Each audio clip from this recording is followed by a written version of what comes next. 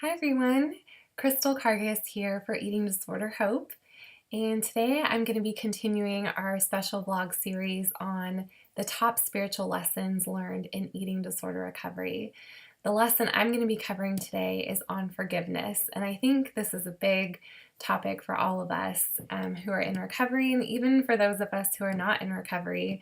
I think forgiveness, not just towards other people, but towards ourselves, is such a big thing and such a big factor when you've struggled with an eating disorder, whether it's anorexia or bulimia or binge eating disorder. And oftentimes, an eating disorder is a lot of self hatred. And I think it takes a long time to be able to come to a place where you do feel accepting of yourself, not necessarily self-love. I think that takes a long time to get to, but just to a place where you can accept yourself and even forgive yourself for the things that you may have done in your past that you're not happy about, or the behaviors that you've done towards your body that were part of the eating disorder that have hurt and harmed you.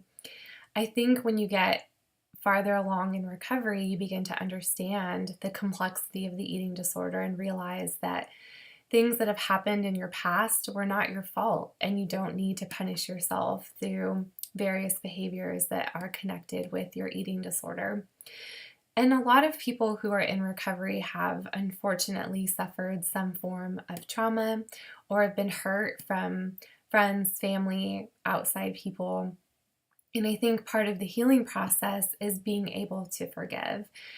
And that's such a hard concept sometimes, and a lot of people feel like, how can I ever forgive somebody for what they've done? And it can be anything. It could be something very small. It could be something very enormous. And some things that have happened to us in life truly do seem like they're unforgivable. But it's important to remember that forgiveness does not mean forgetting. So just because you forgive someone doesn't mean that you're supposed to just wipe the slate completely clean and just completely forget about the hurt and harm that's been done to you. Forgiveness, I think, really means about learning to accept and be at peace with yourself and be able to let things go, in the sense that you're no longer letting that hurt harbor inside you or control or dictate your choices and the things that you are doing in life. And sometimes you don't really get to a place where you're able to forgive until you've been able to process and heal and talk about some of the things that have hurt and harmed you. And I think this is where having a counselor or a therapist or a pastor or someone in your life that you really trust and look up to is really helpful.